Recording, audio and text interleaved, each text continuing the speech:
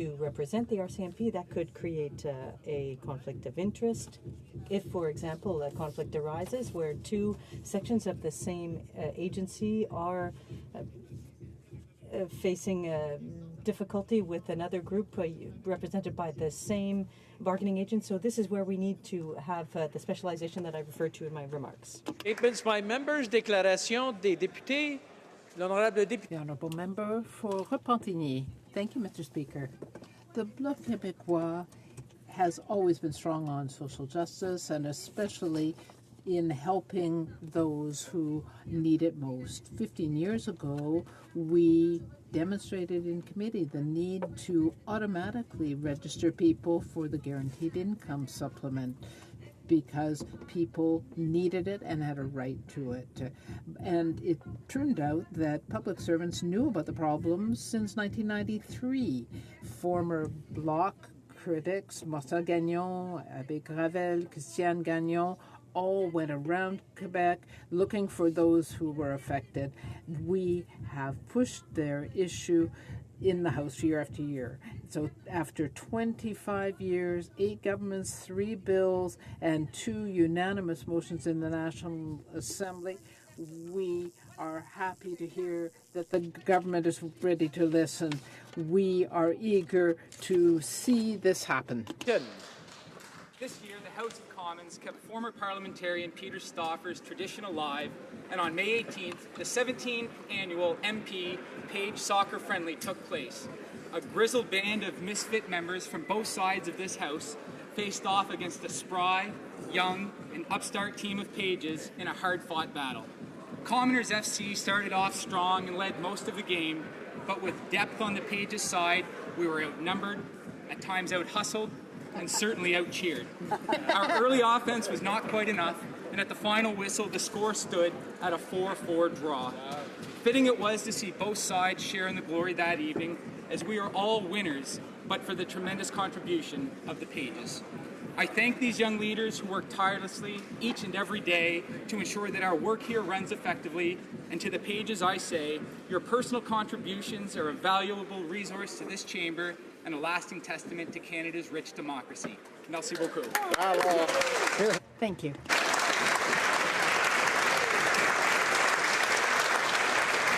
The Honourable Member for Beauport-Limoilou.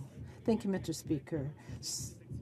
Summer is coming, and in Quebec City, this means the start of outdoor activities in my riding of Beauport-Limoilou. Among the most popular is the fishing festival on the Beauport River, which will have its 23rd incarnation on June the 4th. This is a great family event, and it is free. People can fish for some of the 4,500 trout that have been stocked into the river by the local education group. This is a province-wide activity, so that is why people don't even need a license to fish. I would invite everyone to take pictures, take part, and eat hot dogs on the Beauport River. I will definitely be there. Elmer. The Honourable Member for Hull-Elmer. Thank you, Mr. Speaker. I'm honored to speak today to highlight the second year of a baseball team, the Champions of Ottawa. The Can-Am League that has teams in Quebec City, New Jersey, Sussex County, Rockland, New York, and Trois-Rivières. Last year, they sold just over 115,000 tickets and welcomed over 150,000 fans to the ballpark for their inaugural season that saw them compete for the playoff spot right up until the last games of the season. The local star is Sébastien Boucher, who is from Gatineau, Quebec. The team manager is Hal Lanier, who played for the San Francisco Giants and the New York Yankees. The Ottawa champions will play 54 home games this summer. In mid-June, they will welcome the Cuban national team, and in late June, a sister league team, the Shikoku Island All-Stars from Japan. And they'll come and play in Ottawa to play against the champions. Next year, as part of the 2017 Canada celebrations, the champions will host a Can-Am All-Star game. I want to encourage all baseball lovers in Ottawa-Gatineau to come out and support them. The Honourable Member for Longueuil-Saint-Hubert. Mr. Speaker, I want to point how important it is for our young people to tell their stories in any way they can. On Thursday, I was at the Short Film Festival in Longueuil, just a few streets away from the Gentilly Primary School that was attended in the 1990s by a boy named Xavier Dolan. It is with great pride that I speak on behalf of the people of Longueuil and Saint-Hubert, and I'm sure everyone here, to highlight his winning of the Grand Prize in Cannes for his most recent film. I would call on everyone, including our Minister of Heritage, to achieve our collective challenge to support our cultural industries and to help our young filmmakers. Mr. Speaker, I'm excited about a new program which is having a positive impact on the youth with a mobility disability in my riding and throughout New Brunswick. The Transition New Brunswick program, created by Ability New Brunswick, is helping youth with a mobility disability access training, post-secondary education, and employment. Mr. Speaker, New Brunswick has the second highest rate of disability in Canada at 16.4% of the population. Persons with a disability in Canada have a much lower education and labour market participation rates than the general population. Students with a disability are more likely to leave high school without a diploma compared to students with a disability, and only 13.2% of persons with a disability have a university degree. Ability New Brunswick is finding creative solutions to barriers like housing, transportation, and accessibility, and helping youth throughout New Brunswick reach their full abilities and potential. Puisque la semaine de sensibilisation. As today marks the start of Disability Awareness Week in New Brunswick, I want to take this opportunity to thank New Brunswick disability organizations, their staff and volunteers, for all that they do to advocate. Nicola. Mr. Speaker, everyone loves the underdog, and in my riding, that underdog was the West Kelowna Warriors. People said they would never make it past the Penticton Vs. Well, they did. Then naysayers say they couldn't win the BC Junior Hockey League champions. They did again, Mr. Speaker. Few picked them to win the Western Canada Cup. They won not only that, they found a way to win the National Junior Champions RBC Cup. This achievement is much more than about winning hockey games, Mr. Speaker. It's an example of what can happen when a group of young leaders believe in themselves and each other and never give up. Let us celebrate the success of the West Kelowna Warriors, who not only had an amazing season, but showed us all that when you believe, Mr. Speaker, you can achieve.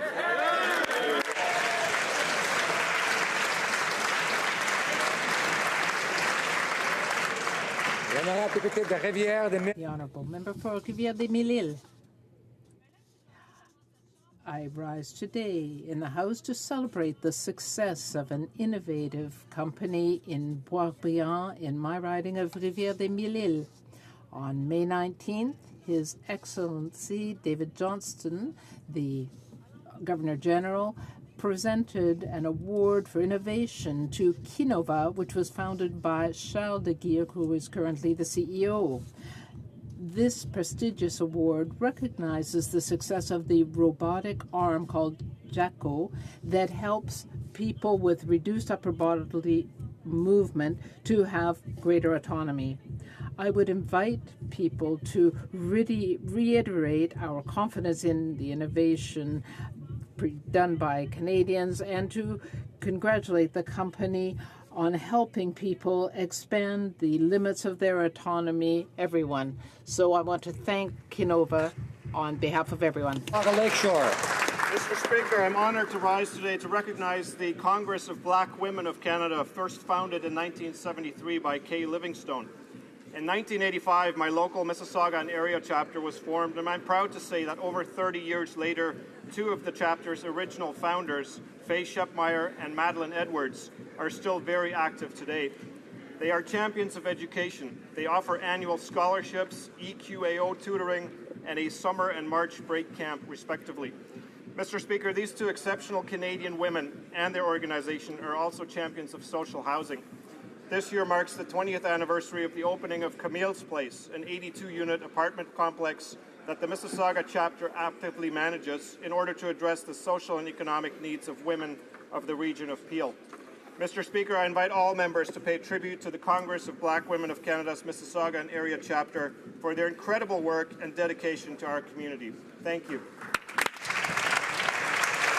The honourable member for Renfrew, Nipissing, Pembroke. Mr. Speaker, it was an historic moment recently for the flight crew of the 450 Tactical Helicopter Squadron operating one of Canada's new CH-147F Chinook helicopters and responding to the wildfires in Fort McMurray, Alberta. The 450 Tactical Helicopter Squadron's home base is Garrison Petawawa in the heart of the beautiful Upper Ottawa Valley. May 6th marked the first time a CH-147 Chinook helicopter has been deployed in a Canadian domestic humanitarian operation, flying in 8,200 pounds of food, water, and other goods to the Fort McKay First Nation. Chinook helicopters provided much needed strategic lift during the conflict in Afghanistan off the bomb-laden roads. Helicopters save lives. On behalf of the flight crews of the 450 Tactical Helicopter Squadron, 4th Canadian Division Support Base Petawawa, thank you, Canada, for providing the necessary equipment to do the job for either here or at home, or to aid with emergency relief or overseas, whatever the task may be. Bravo. The honourable member for Malpeque. Mr. Speaker, today I pay tribute to Stephen McKinnon, a pioneer of ecological farming in PEI, who died suddenly at his home in New Argyll at the untimely age of 53. Stephen was a seventh-generation farmer, farming the land settled by the McKinnon family in 1808. He was passionate about issues affecting the family farm and was unafraid to stand up for what he felt was right. Yet he respected the views of others and enjoyed energetic debates.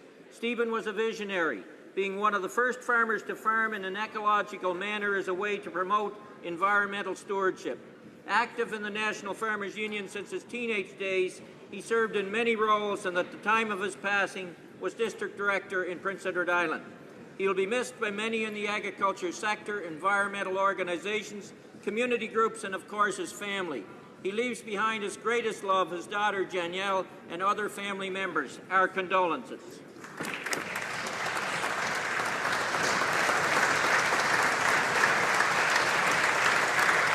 The honourable member for Whitby. Mr. Speaker, this weekend is the 150th Brooklyn Spring Fair in my riding of Whitby. What started as a small agricultural community gathering now welcomes more than 30,000 visitors each year. The fair has stayed true to its agricultural roots and fills an important role in our community in connecting youth to the region's farm-focused past and educating them about the vital role of farms and farmers in our community. In recent years, it has further expanded to focus on the importance of conservation and environmental stewardship. None of this would be possible without the hard work and dedication of the Board of Directors and volunteers who work hard year-round to make the fair a success. Your commitment to civic action is an example to us all, and I thank you for all that you do in your community. Whether at the parade, the dunk tank, or the pie-eating contest, I am sure that I will see you at the fair. The honourable member for Flamborough-Glanbrook. Mr. Speaker, June begins this week, and so does Scleroderma Awareness Month. What is scleroderma? It's a progressive and chronic connective tissue disorder that can attack internal organs, literally shutting them down one at a time. Other symptoms include weeping ulcers and serious skin deterioration. Mr. Speaker, as many members of this House know, as I've spoken about it before, I watched my mother suffer from scleroderma, and it was heartbreaking. Unfortunately, she's not the only strong woman to be afflicted with scleroderma because the disease overwhelmingly targets women. In fact, almost 80% of sufferers are women. What's alarming is that the incidence of scleroderma is on the rise. However, the good news is that new research on therapeutic measures is making a tangible difference, and we're hopeful for a cure on the horizon. Mr. Speaker, I'd like to recognize Maureen Sauvé, who's been a relentless, passionate, and selfless champion and leader at the national and provincial level with Scleroderma Society. What we need now is more government involvement and funding to help bring home a cure, stem the tide of increase, and assure the women and men suffering from scleroderma that the Government of Canada stands with them this month and every month. Hear, hear. The honourable member for London North Centre. Mr. Speaker, I understand you're something of a hockey fan, and therefore it brings me great pleasure to let you know that the London Knights won the 2016 Memorial Cup last night. Yesterday, the Knights defeated the Rouyn-Noranda Huskies in epic fashion to capture a national junior hockey championship. Matthew Tkachuk scored in overtime to secure London its second ever Memorial Cup. This was not your typical championship. It was a display of sporting dominance. The Knights won the Cup with a 4-0 record, outscored opponents 23-8, and with last night's victory won their 17th straight game. Mr. Speaker, the Knights are an extraordinary junior hockey franchise. The Hunter family, led by Dale, Mark, and their father Dick, have transformed this club into one of the top teams in all of junior hockey.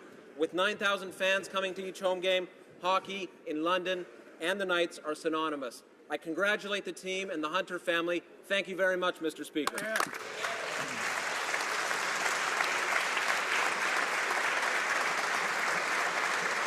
The honourable member for Essex. Mr. Speaker, southwestern Ontario is the heart of Canada's auto sector, providing good jobs for tens of thousands of families in our communities. But over the past decade, Canada has lost over 400,000 manufacturing jobs, with over 260,000 of those lost in Ontario. Last month, auto industry leaders from business, labour and academia gathered in Windsor for a policy and solutions forum. They reiterated calls for a national auto strategy that will attract investment, support research and innovation, and sustain good jobs. For years, our auto sector has worked collaboratively and has been united in its call for a national strategy. Our region knows how to work together like no other because we share a vision for a stronger future. Last week in Japan, the Prime Minister promoted auto investment in Canada. But if the Liberal government is serious about supporting Canada's auto sector, they need to say no to the job-killing TPP and implement a national auto strategy. As the elected representative for Essex, I will do everything I can to get the job done. The honourable member for Edmonton Riverbend. Mr. Speaker, this past weekend the Conservative Party gathered in Vancouver for our national convention. While many of the pundits predicted a somber affair, Conservatives took the opportunity to look forward. Our convention featured vigorous discussion, questioning of the status quo, and debate over the direction of our party. This convention was nothing short of inspiring. Additionally, our convention this weekend was an open affair, with policy debates and discussions all open to the media. We showed that the Conservative grassroots is alive and well, as more than 3,000 people were on hand to participate. Throughout the weekend, the Conservative Party showed how proud it is to be the party of hardworking Canadians. In opposition, our party is strong. We will continue to work hard every day to make Canada a better place. We're now happy to conclude the Moncton Riverview Dieppe. The honourable member for Moncton Riverview Dieppe. On May 7th, at the Arthur G. Leblanc Centre in Dieppe, New Brunswick, I had the great privilege of attending the Héloïse Awards celebrating artistic excellence in Acadia. This is a multidisciplinary event that pays tribute to those who inspire the vitality of modern Acadia.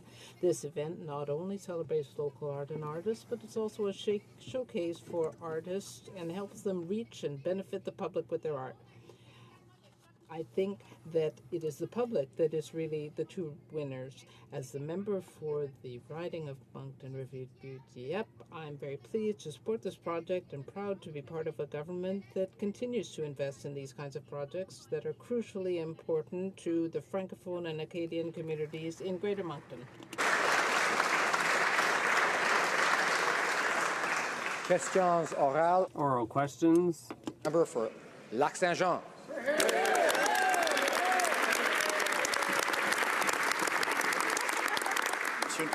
Mr. Speaker, the Minister of Democratic Institutions backed down over the weekend on the issue of voting reform. She said there needed to be a conversation among all parties in the House of Commons. We obviously agree, but we think we have to go further. I would encourage the Minister to be more open with Canadians. Will the Prime Minister call a referendum on electoral reform so that all Canadians can give their opinion? A referendum is necessary. Absolutely committed to ensuring the consultations that we have on a pan-Canadian basis hears from all Canadians on how they want to modernize and improve our electoral system. I encourage the members opposite to participate in that discussion. I haven't heard any ideas or thoughts about how they want to modernize that system yet, but it's important that they put those forward. I really invite all members of the House to engage in that process. Député de Lac-Saint-Jean. The honourable member for Lac-Saint-Jean. Canadians must have the opportunity to express their opinion on the electoral reform. This weekend, the Minister of Democratic Institutions said, quote, "As far as any changes around democratic reform, we are not going to proceed without any changes unless we have a broad support." We have a good idea for the broad support. Have a referendum. The Honourable Parliamentary Secretary. Well, Mr. Speaker, let me talk about what we won't do. Last time major democratic changes were introduced, it was by the Conservatives. It was the Fair Elections Act, which disenfranchised many voters. And, Mr. Speaker, there was no consultations that occurred during that process. They didn't engage Canadians. We want to do things differently. We want to make sure that Canadians' voices are heard, that they're given the proper opportunity to be involved in modernizing their system. This was a clear campaign promise we made in the last election. More than 60% of Canadians voted for parties who said they wanted change. We're committed to making that change happen. Député de Lac-Saint-Jean. Honourable member for Lac-Saint-Jean. Mr. Speaker, the Minister of Democratic Institutions also said that Canadians could rest assured that without their support, no change would be made to our electoral system. Mr. Speaker, Canadians who voted in higher numbers in the last election might want to keep the way things are. Will the Prime Minister admit that the best way to know what Canadians want is to call a referendum on how we vote? The Honourable Parliamentary Secretary. We're absolutely committed to ensuring that the support of Canadians is behind the proposals we bring forward. The process that we're going to engage of talking to Canadians from coast to coast, not just about changing our voting system, but looking at electronic voting, looking at the possibility of mandatory voting, recognizing that in a modern age that our electoral systems, like the rest of the world, need to evolve, is something that we're committed to. And I would ask the member opposite to engage constructively in that process, to engage in that dialogue, and work with us to create a better electoral system. And the member for Regina Capel. Mr. Speaker, the Prime Minister tried to seize total control of the House of Commons just because he didn't get his own way. Motion number 6 was only withdrawn after a massive backlash, but it's not his only undemocratic attempt to seize control. Motion 5 sets up the committee to alter Canada's electoral system in the Liberals' favour. It gives Liberals a majority on the committee, ensures that the Liberal majority in the House will control the bill, and the final say will be made by the Liberal cabinet. Will they do the right thing and withdraw this motion as well? The Honourable Parliamentary Secretary. Mr. Speaker, the motion to create the committee is coming forward. There's going to be ample opportunity to hear from each and every member of the House around their ideas to improve and modernize our electoral system. And the reality in the last election is Canadians looked at the problems of the past, looked at the decade that preceded the last election, and said in huge measure that the status quo was not good enough, that we needed to do better. And that's precisely what we're working on. That's precisely what the committee is getting to the heart of, and I encourage members to engage in that process. For Regina Capel. Mr. Speaker, the Minister thinks that tracking a topic on Twitter is a better way of consulting Canadians than holding a referendum. Hashtag logical. Their motion gives Liberals on the committee total control of the process to fundamentally change the way Canadians vote. Hashtag that seems fair. We know Liberals don't respect Parliament, and now we can see that they don't respect Canadians either. Hashtag arrogance, hashtag out of touch, hashtag disrespect.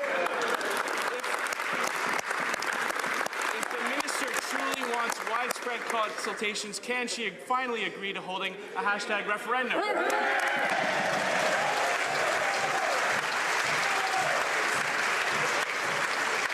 The Honourable hashtag Parliamentary Secretary. Well, Mr. Speaker, I hear the hashtags opposite. I hear the member wanting to use different forums. Obviously, look, there are many different ways that people can engage on this issue. There are going to be forums held in nearly every riding. I encourage members to host town halls. I encourage members to engage with their constituents. We're going to have a digital portal where Canadians' voices can be heard. This is going to be a dynamic conversation, as what we said is we're going to ensure that the will of Canadians is behind whatever we put forward. So help us to change the status quo, improve our system, modernize our electoral system, and bring us into the 21st century.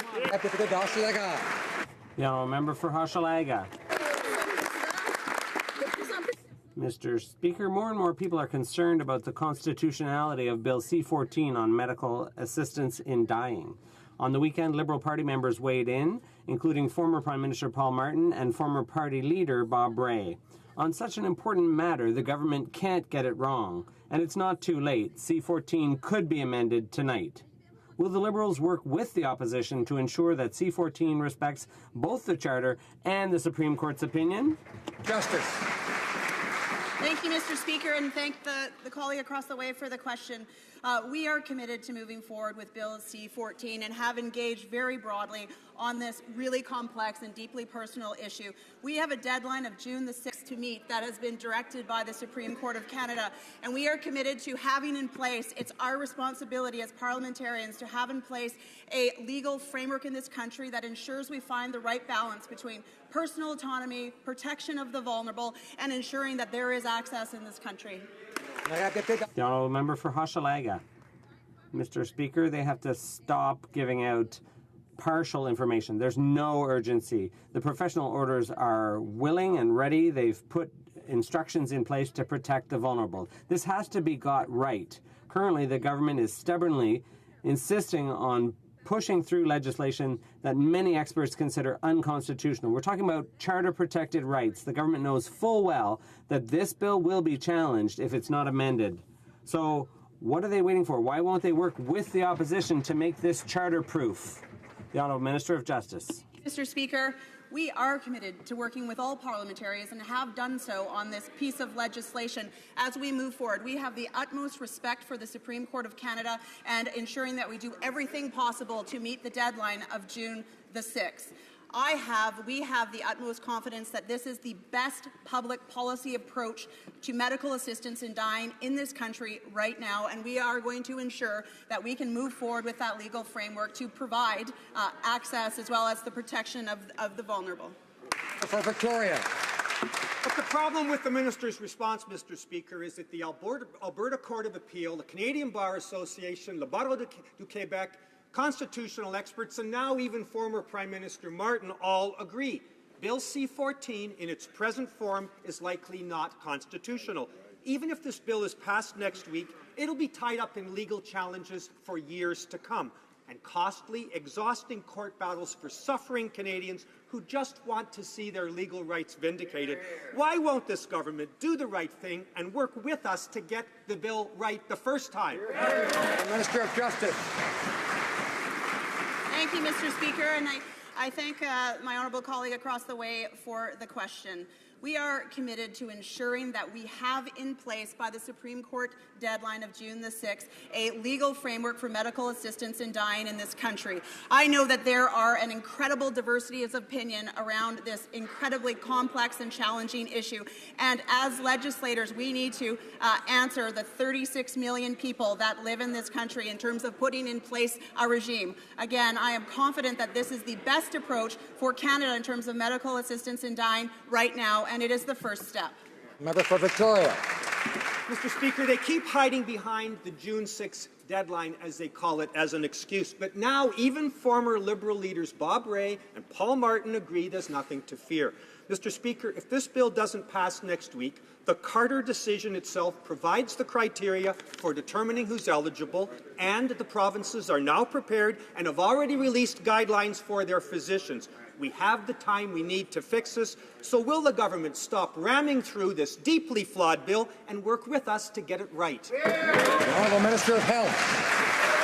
Mr. Speaker, this question gives me an opportunity to explain why it's so important that we get a piece of legislation in place at the very soonest possible date.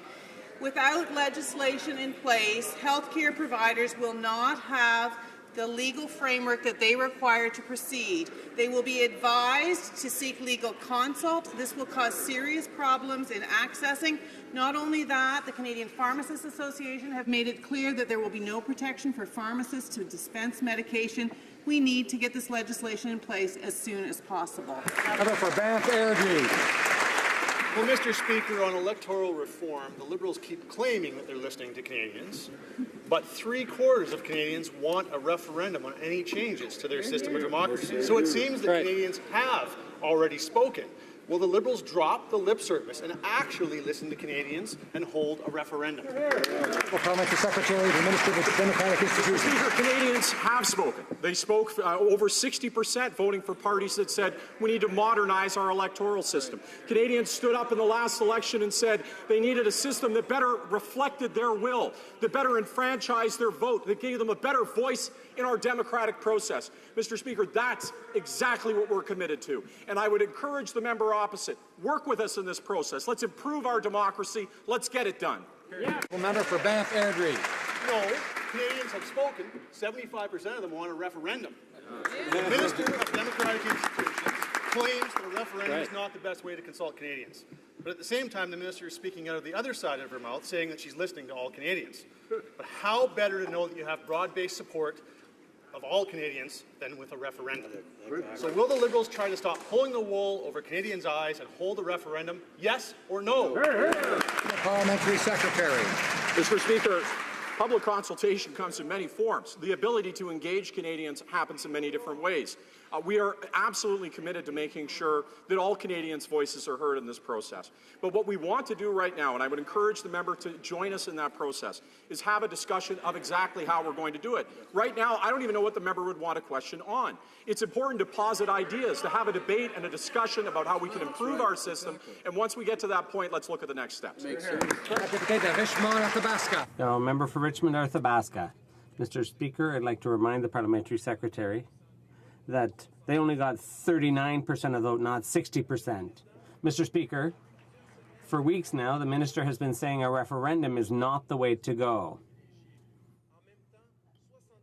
But 73% of Canadians are in favor of a referendum.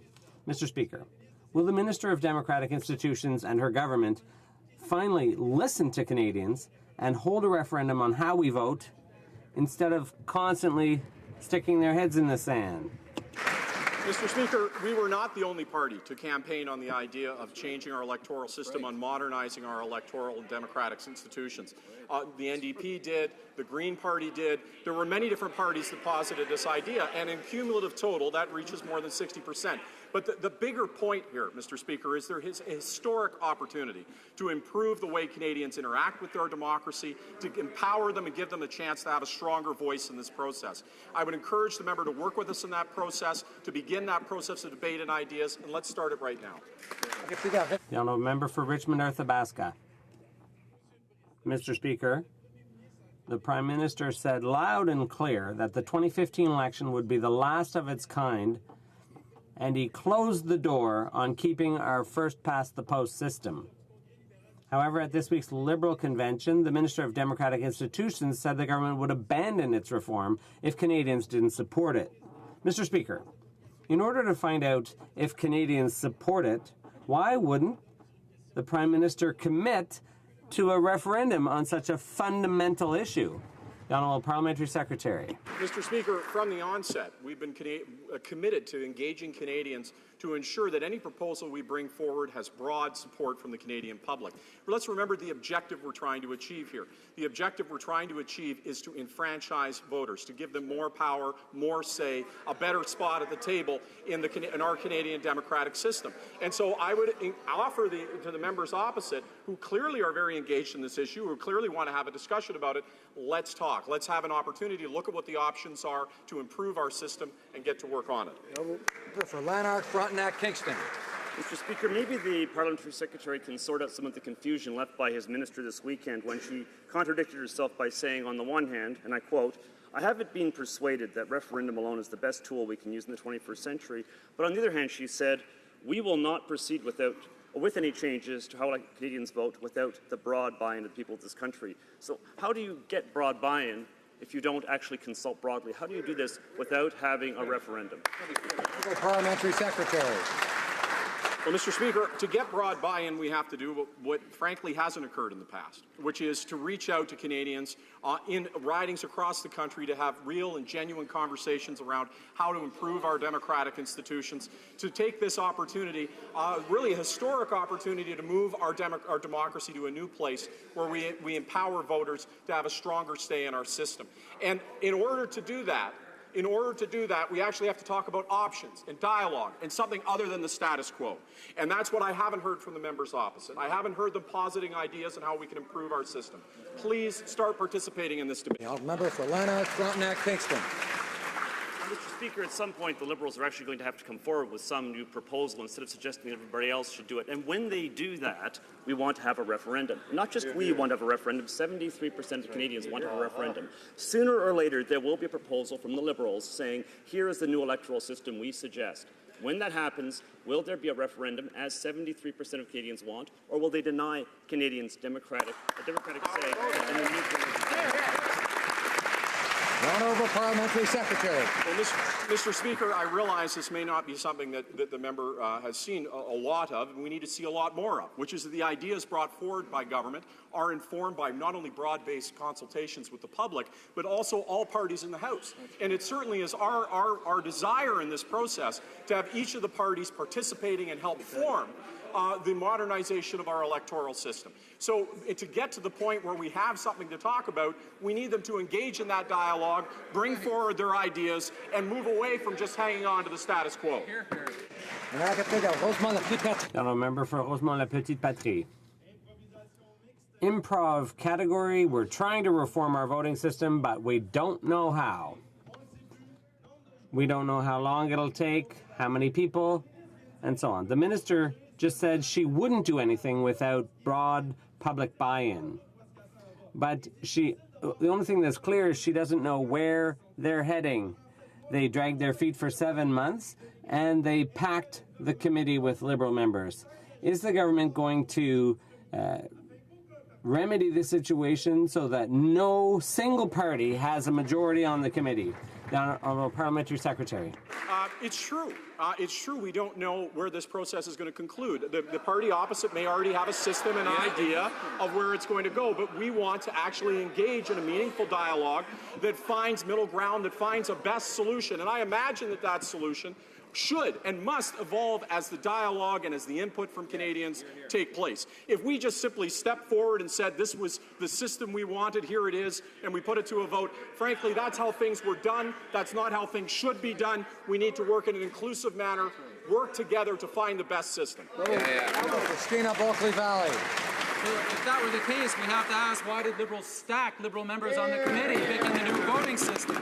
Details matter, and Liberals have proposed a system in which Liberals can unilaterally change our voting system. On the weekend, the minister said she's looking forward to, I quote, broad support. Now, 2/3 of the House were elected on a promise of electoral reform. Some have accused the minister of damaging the credibility of the process with her platitudes and vague answers to straightforward questions. So we implore the Liberals to answer this one simple question. Are the Liberals actually willing to go it alone and unilaterally change our voting system, or will they require the support of at least one recognized...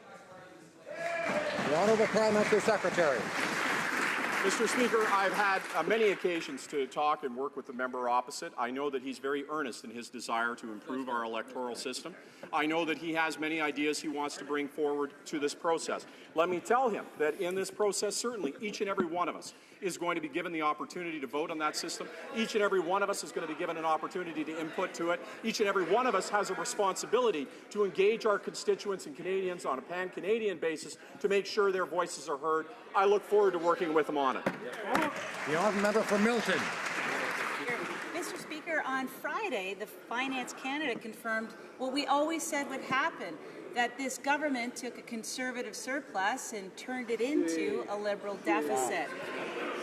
And we know how this works, Mr. Speaker. They had the best March Madness ever. It was fantastic. So what we want to know, Mr. Speaker, is whether cabinet ministers were actually urged to splurge in order to make sure that the finance minister got the deficit he predicted. Stop the madness.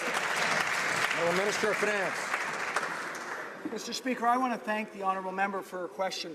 As I've been saying in this House for many months, the government before us left us with a deficit. The fiscal monitor this past Friday told us in black and white what is absolutely the case. Due to the economic realities left by the measures from the previous government, we have a deficit from the previous government. Now the question is, what are we going to do moving forward? We're going to invest to make the future rosier than the past for Canadians by focusing on growth. Member for Milton. Mr. Speaker, the Fiscal Monitor confirms the fact that the Liberals inherited a surplus from the Conservative government. It also confirms, though sadly, that just one short month at the very end of the year, they were able to turn that surplus into a deficit. Now, while they preach the gospel of deficit spending, they stand alone because their G7 partners are still stuck on this whole balanced budget thing. So, Mr. Speaker, did the minister engineer this deficit? Is he just proving to Canadians that he can spend it as quickly as we left it for him? Minister of Finance. Mr. Speaker, facts matter. The facts are that the Fiscal Monitor shows us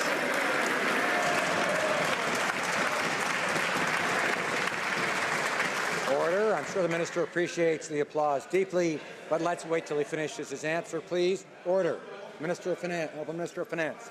Mr. Speaker, as I said, facts matter. I would urge the members on the other side to actually read the Fiscal Monitor. What they will find is that the government before us left us with a deficit. What they will find is that, as in previous years, revenues go down and expenses go up at the end of the year. This year, revenues went down precipitously because of the measures of the previous government. That's the situation we face ourselves now. We are focused on how we're going to deal with what was left to us by the previous government. Member for Brantford Brant.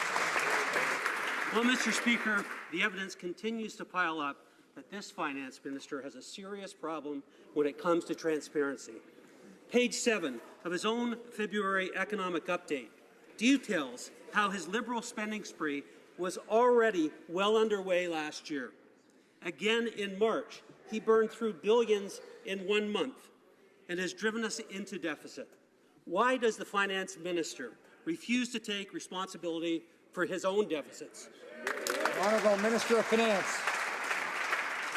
Mr. Speaker, I would urge the member to actually go through the Fiscal Monitor line by line to find out the facts.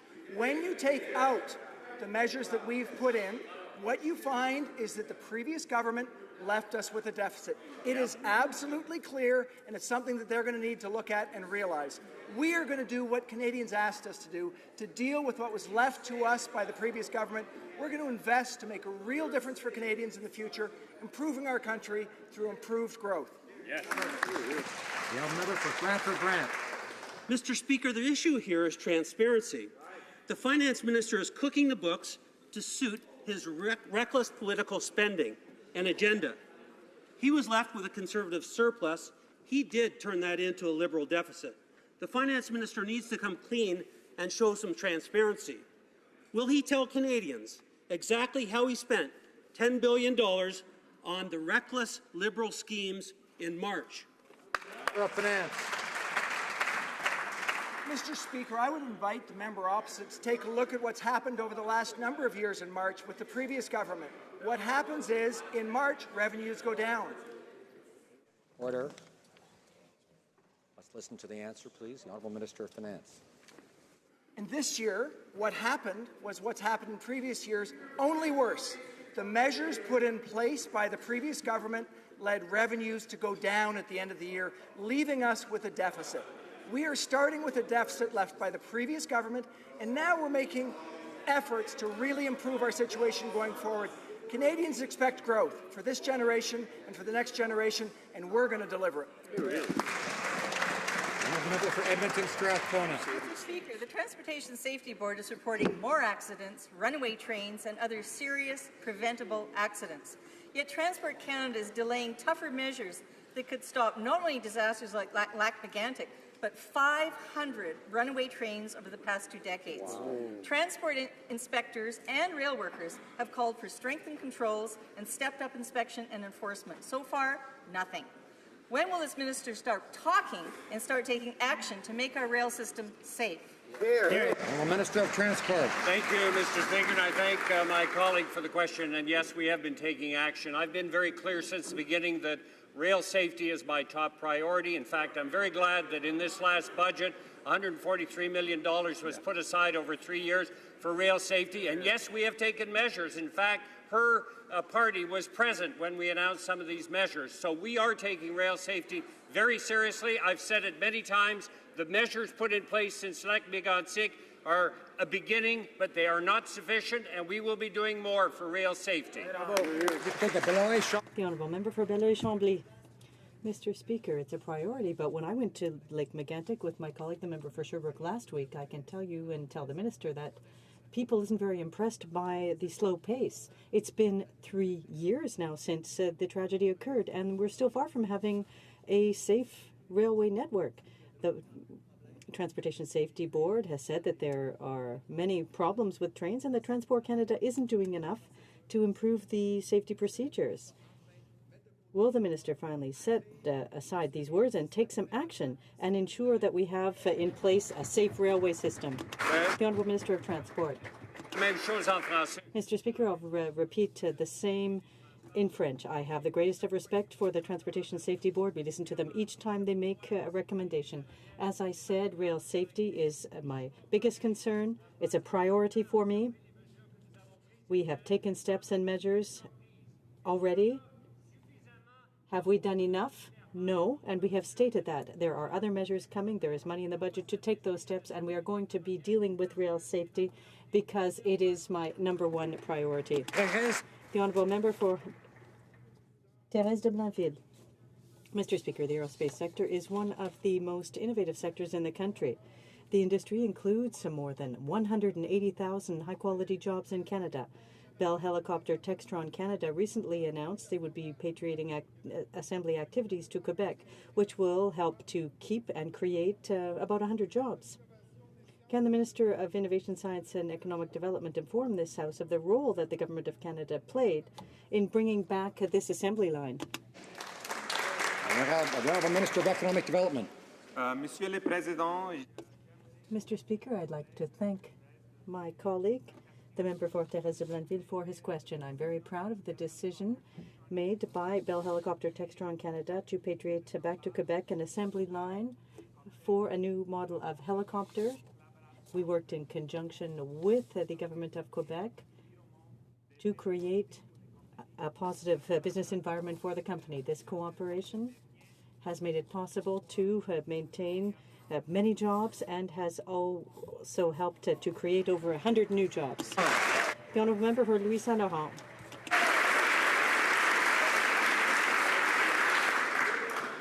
Merci, Monsieur le Président. Thank you, Mr. Speaker.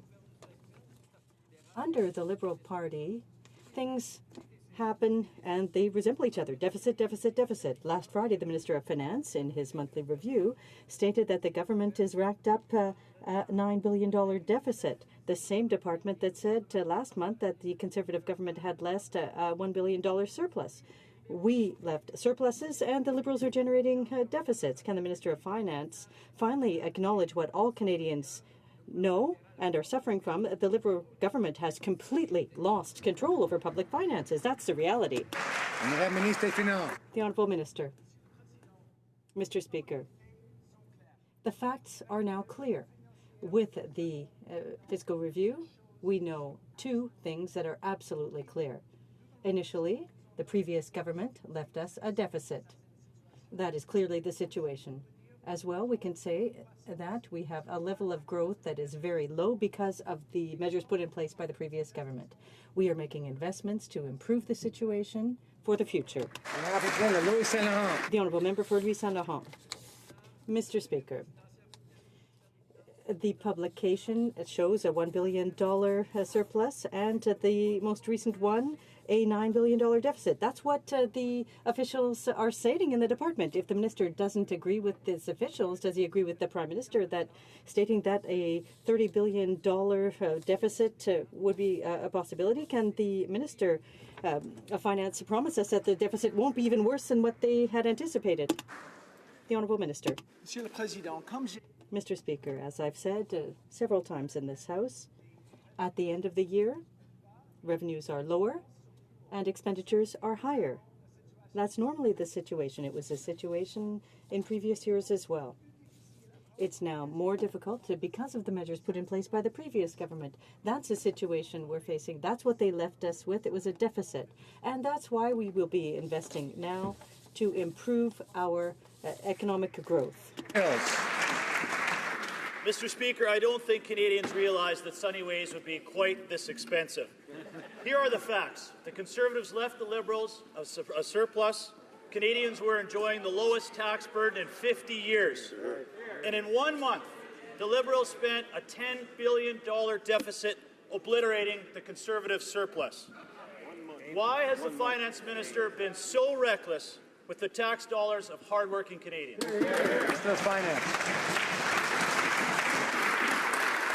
Mr. Speaker, I would invite the member opposite to actually look at the fiscal monitor. What they would find is that the government before us left us with a deficit. Revenues are lower, expenses are higher in the last month. The only difference is this year the revenues are even lower in March as a result of the measures put in place by the previous government. That's the situation we face. That's why Canadians decided they wanted a new path, a path towards growth, a path towards making investments, a path towards a better future for themselves and their families. We're going to do that, Mr. Speaker, for Canadians. I know the member for Abbotsford is anxious to take part in the debate, but we should wait for his turn. Now the member for Foothills.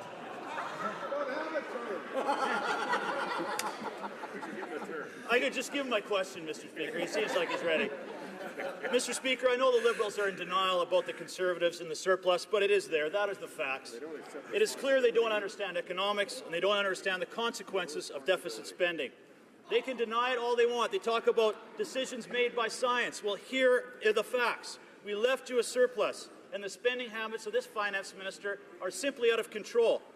Why is this finance minister doing what every other Canadian knows is dangerous? Running your budget on a credit card. When will this his spending is out of control? Minister of Finance. Mr. Speaker, we understand very clearly what inappropriate spending can do because we are witness to what happened in the last government. Tens of billions of dollars of spending with the lowest growth rate in decades. So we are faced with that now, as well as a deficit left us by the previous government because of the low growth that they left us with. Mr. Speaker, something needed to be done, and Canadians understood that. That's why they chose a new government that was going to be optimistic and invest in the future of our country, a new government that's going to bring in a new era of growth so that we can turn the page on this difficult time. The Honourable Member for Musqueam-Nejet-Témiscouata-Les-Basques. After having promised to keep tax cuts for small businesses during the election, the Liberals preferred to break their promise, and they will cancel them as part of their omnibus bill. $2.2 billion that the government is going to be taking from these companies that generate the most jobs in the country.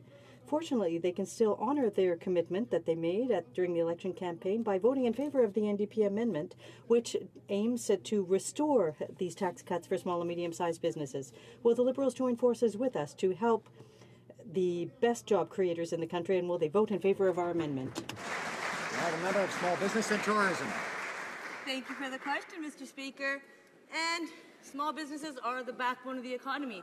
Just this morning, I was at Ottawa 2017, where I was to the tourism industry because we know that that's where growth can occur. We have to support the tourism industry. We have to support small businesses as well. And that's why we're investing in the middle class. Middle-class Canadians are small business owners. They are our customers. By putting money in the pockets of Canadians, they can support our small business owners. They can support the products and services that they offer because small business owners would prefer increased revenues over decreased taxes any day. Thank you, Mr. Speaker. Member for London Fanshawe. Mr. Speaker, this Liberal government promised during the election to restore Canada's historic relationship with our veterans. First and foremost was the pledge to end the Conservative court battle that would deprive veterans of the benefits they deserve. The Liberals promised to honour those benefits, but now we learn they're backtracking and again taking our veterans to court. Why are the Liberals punishing our veterans and forcing them to fight in court for the benefits they deserve and have earned in service to Canada? Honourable Minister of Veterans Affairs. Mr. Speaker, I thank the member for her question. As she's aware, this lawsuit emerged under the previous government. I can say that this government is moving forward on treating veterans with care, compassion, and respect. We're moving forward on an aggressive mandate that is ensuring financial benefits are to them. We saw that in budget in 2016 with a $5.6 billion investment that will improve the lives of our most disabled veterans and ensure financial security for them and their families. Thank you very much, Mr. Speaker. For Selkirk Interlake Eastman. Mr. Speaker, over the weekend, General Jonathan Vance acknowledged that today's conflicts do not have the characteristics of those in the past. The Chief of Defence Staff recognized that one of Canada's signature peacekeeping missions in the Sinai is growing more violent. As well, Canadian troops are now on the front lines in the fight against ISIS in Iraq. But the Prime Minister says that we're only training Iraqi troops.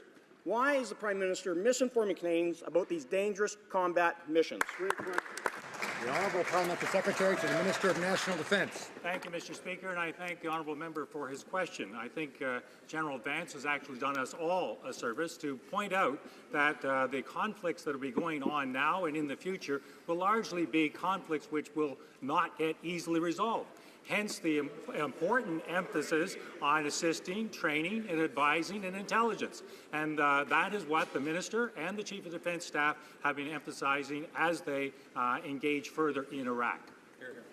Selkirk Interlake Eastman. And Mr. Speaker, reporters from Iraq noted that Canadian troops are on the front line in preparation for the coalition's efforts to take the city of Fallujah. As Romeo Dallaire said, Canada's soldiers are first and foremost combat specialists. The CBC acknowledged that Conservatives were on the right track. They reported, as for ISIS, it was the Liberals and the NDP who were out of step with public opinion.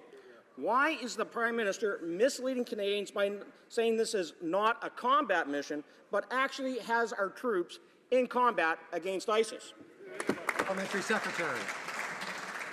Mr. Speaker, I would, in response to the Honourable Member's question, only quote the Chief of Defence Staff, who said that we are in a state of armed conflict with a non-state actor.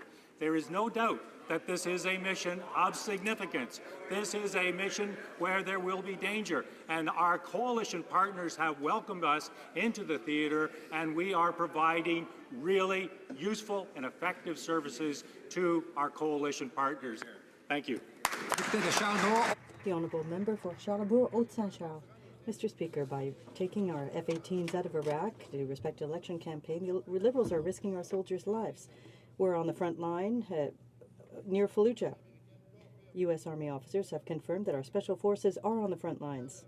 Inevitably, our troops are in the line of enemy fire. Can the Minister tell us how you go from training to combat, and if, yes or no, our troops are putting their lives in danger on the front lines? The Honourable Parliamentary Secretary. The goal of this mission is to achieve long-term success through self-sustainable security. Hence, we are in a mission that advises, trains, and assists, and provides intelligence. That is the way forward, Mr. Speaker, in order to be able to minimize the unwanted consequences of this conflict. So, Mr. Speaker, as we go forward, I would encourage the Honourable Member to support our troops as we engage in this conflict with a non-state actor. The Honourable Member for Scarborough-Rouge Park. Mr. Speaker, 2 weeks ago, torrential downpours and landslides in Sri Lanka created a humanitarian crisis across the island. Over 600,000 people have been displaced from their homes, and nearly 250,000 people are still stuck in emergency evacuation centers. Mr. Speaker, the crisis is ongoing, and individual victims need our help. Over 100 people are still reported missing, and 100 more have been confirmed dead. Could the Honourable Minister of International Development advise the House of Canada's efforts to assist these victims? Minister of International Development. Mr. Speaker, I'd like to thank the member for Scarborough-Rouge Park for his question. Allow me to start by saying that I want to offer our sincerest condolences to the people of Sri Lanka and express Canada's solidarity. Our government stepped in quickly with a $1,000 amount, which enabled Oxfam and the Red Cross to provide household items, protection for some 50 families, and other items. We will continue to monitor the situation. Thank you, Mr. Speaker. Thank you, Mr. Speaker. Over the past week, I've heard from many Canadians who strongly support our Free the Beer campaign.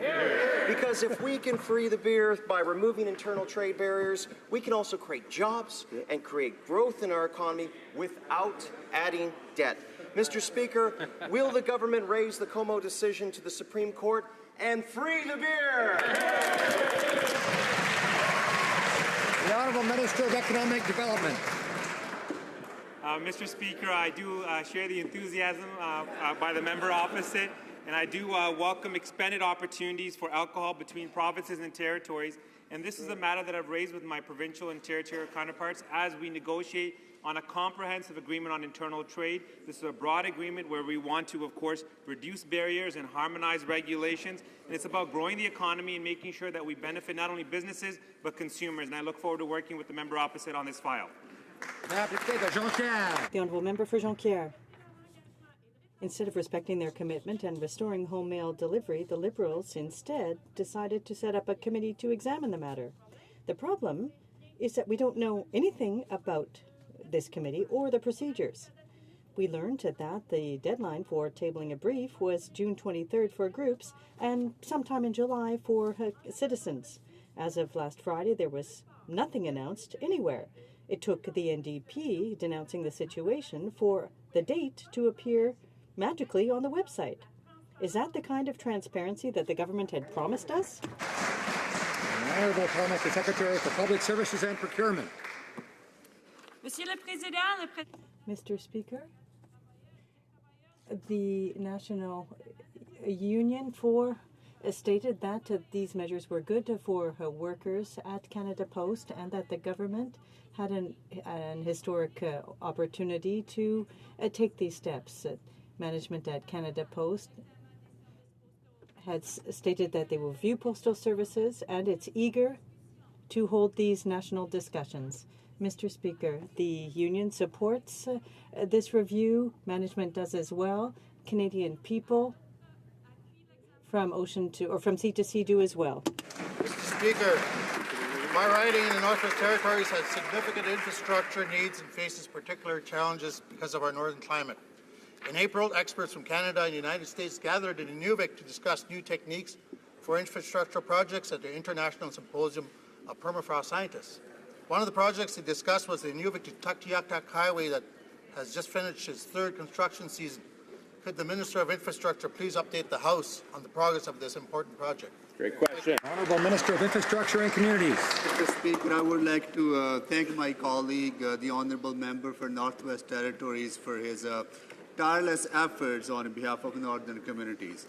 Our government has made unprecedented commitments to support public infrastructure, and the Inuvik to Tuktoyaktuk Highway will help connect people, create jobs, and support economic development in the north. We are very encouraged by the progress of this project, and I look forward to touring this exciting project with my colleague into the future. The member for Calgary Forest Lawn. Monsieur le Président, the Liberals are placed on international development. The Minister has launched yet another review and another consultation to determine how Canada can refocus its international assistance. On one hand, the Liberals say they are reviewing the system, but at the same time, the Minister keeps promising Canadians money at the international forums. Does this not make the Liberals' consultative process a big sham? Yes. Ministre du Développement International. The Honourable Minister. Mr. Speaker, I was very proud to participate in three summits on women's condition, status of women, on health, and one other. My colleague opposite will not be surprised to learn that we committed, as in the past, to contributing to the Central Emergency Funds so that Canada is always among the first responders when a disaster occurs, and to respond to the annual call from large organizations for humanitarian assistance. The Honourable Member for Mirabel. Mr. Speaker, today, dairy producers started a 3-day tractor journey from Quebec to Ottawa to remind the government of its election commitments. They are crossing Quebec to protest the imports of dye-filtered milk that deprives them of thousands of dollars each week. They're crisscrossing Quebec to remind the government of the compensation promised when agreements like the TTP and CETA were negotiated. What are the 40 Liberal MPs waiting for to throw their weight behind Quebec dairy producers? The Honourable Parliamentary Secretary. Mr. Speaker, this government is a government that put in place supply management, and we are the government that will defend it. As we promised, we will meet with industry sectors across the country. In recent weeks, we have listened to them. We've had several discussions, very productive discussions with them. We are working on developing a sustainable strategy, a long-term strategy for the entire sector. Thank you, Mr. Speaker. Well, member for Manicouagan. Mr. Speaker, on softwood lumber, Quebec has reaffirmed last week that our forestry regime is untouchable under NAFTA, and absolutely nothing would justify Ottawa imposing quotas or tariffs on our exports. However, to save BC, the government's currently negotiating a protectionist agreement with the U.S. That even if it means killing our forestry regions in Quebec along the way. Can the Minister of Trade tell us clearly that, or tell Americans clearly that our softwood lumber is not subsidized and will never accept a protectionist agreement unless Quebec is exempt? The Honourable Minister. I thank the member for the question. Our government acknowledges the importance of the forestry sector for Quebec and Canada. I met with representatives of, or I will in fact meet with industry representatives next Monday. I spoke with Michael Froman about the issue last week and at APEC. We are looking for a good agreement for Canada and for Quebec. The Honourable Member for Repentigny. Mr. Speaker, the Minister responsible for families, children and social development stated that he wanted to make registration for the GIS automatic for seniors by 2018. Since this is something that seniors and the Bloc Québécois have been long calling for, we can only applaud this, but the federal government will have taken a quarter century to do it.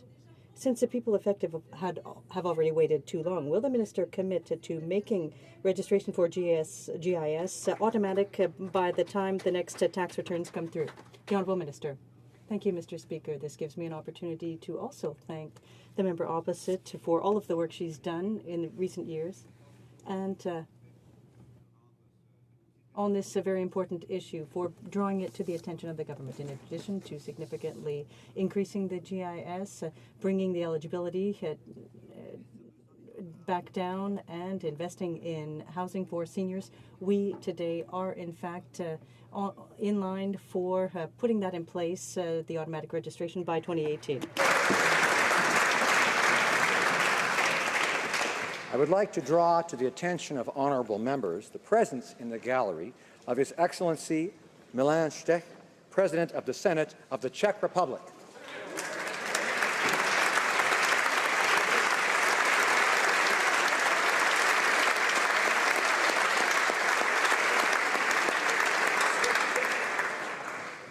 Tabling of documents. The Honourable Government House Leader rising on a point of order. Order. Merci, Monsieur le Président. Thank you, Mr. Speaker. I would like to inform the House that Thursday, June 2nd, will be a designated day. A point of order, the Honourable Member for Louis Saint Laurent.